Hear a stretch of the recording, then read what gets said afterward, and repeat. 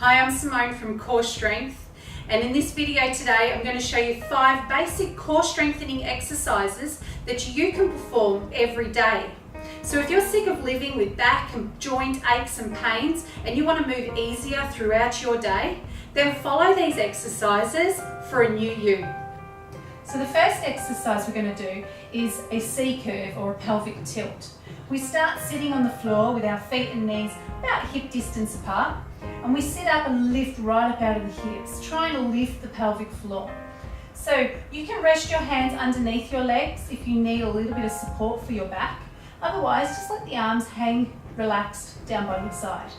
Now I want you to focus as much as you can through the centre of the body here. You're going to push that belly button towards the spine. At the same time, that tailbone will tuck under.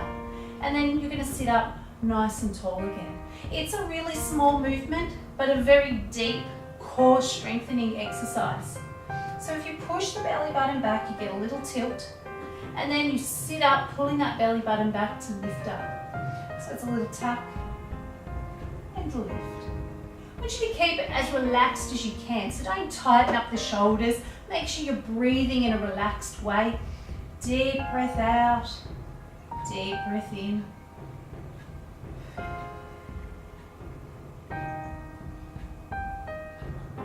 Once you've done about 10 of these, you can stop, take your hands to the floor to support your back, and just give your legs a little shake.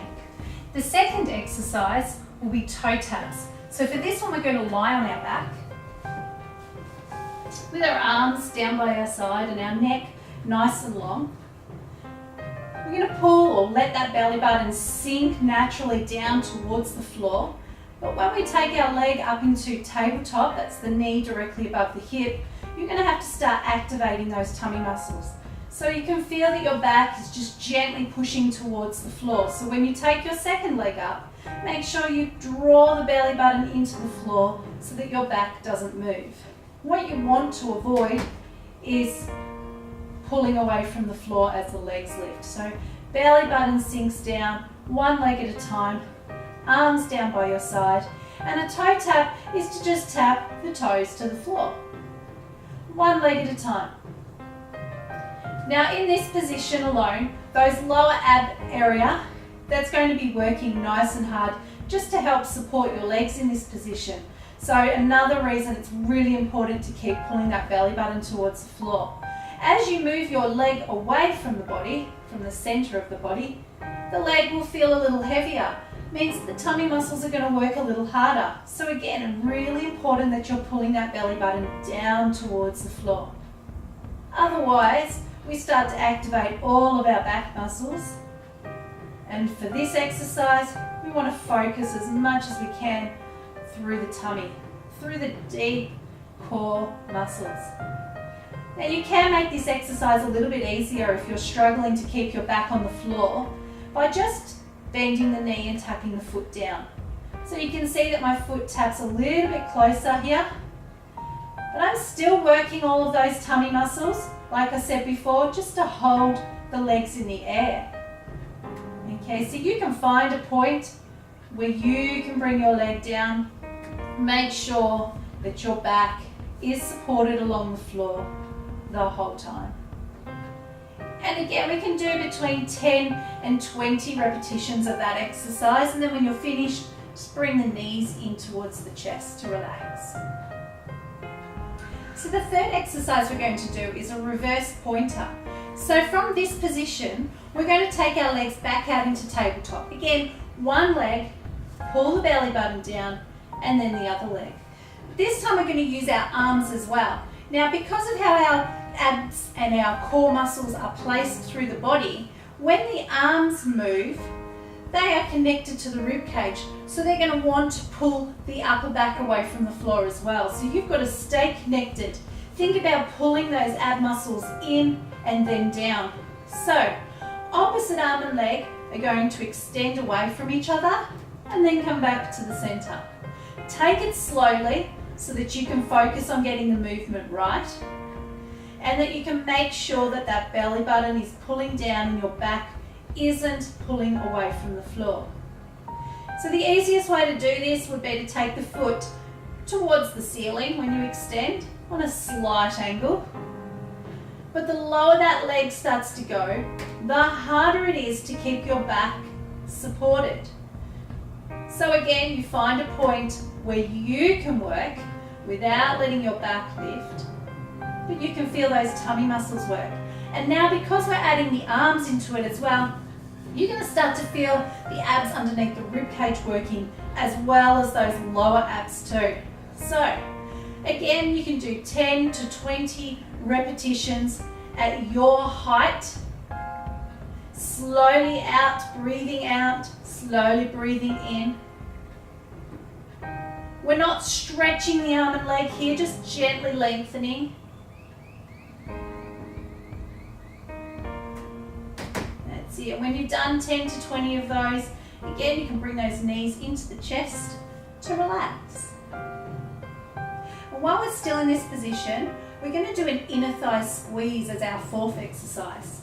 So taking our legs back out into tabletop, but this time we're going to put our hands between the knees. When we do this, we want to have the palms of the hands facing each other and the back of your hands resting gently on your knees. So the arms are nice and long, not tight, but just long. We draw the belly button down towards the floor to keep the back nice and still. And we slowly take the legs out into a small V. You don't have to go far here.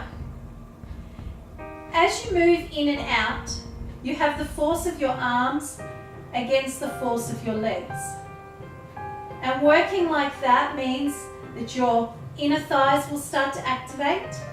You may feel a little bit through the side of the hips, but as well as that, the pelvic floor will be lifting as well. So just gently, slowly out and slowly in.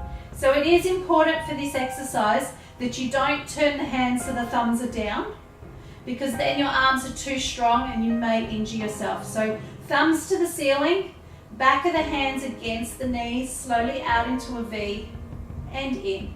And again, we can go for about 10 to 15 of these, depending on how your legs and your hips are feeling here.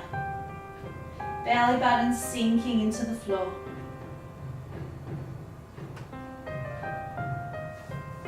And then relax. And the last exercise we're going to do is a bridge. So taking your feet back down to the floor, making sure your feet and knees are roughly hip distance apart. We want those knees pointing up towards the ceiling, hands back down by your side.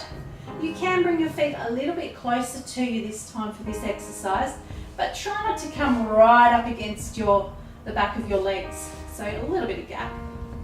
The belly button sinks down, and like your pelvic tilt you got earlier when you were sitting up, we're going to get another one but lying down. And this time you can feel your spine pushing right down into the floor. As you do that, you gently start to squeeze through the glutes and then lift the hips until you're in a bridge. So a bridge line from shoulders to knees should be a nice straight line. You don't want to have your bottom hanging down here. That means there's no strength through the back here. You've got to use that strength to lift.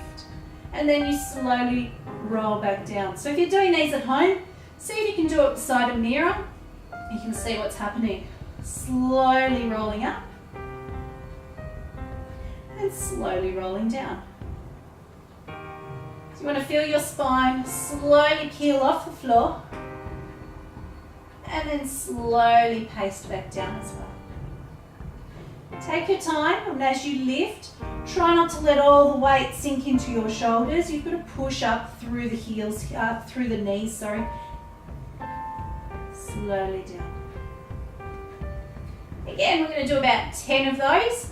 And when you're finished, that's probably about 5 to 10 minute set little workout that you can do every day.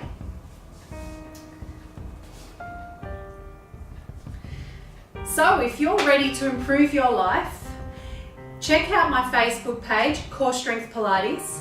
You can find me on Instagram, Core Strength, or even subscribe to my YouTube page, and you can watch more videos like this one with beginner exercises right through to advanced exercises, exercises for functional fitness, Fitball, mat Pilates, and strength training. See you soon.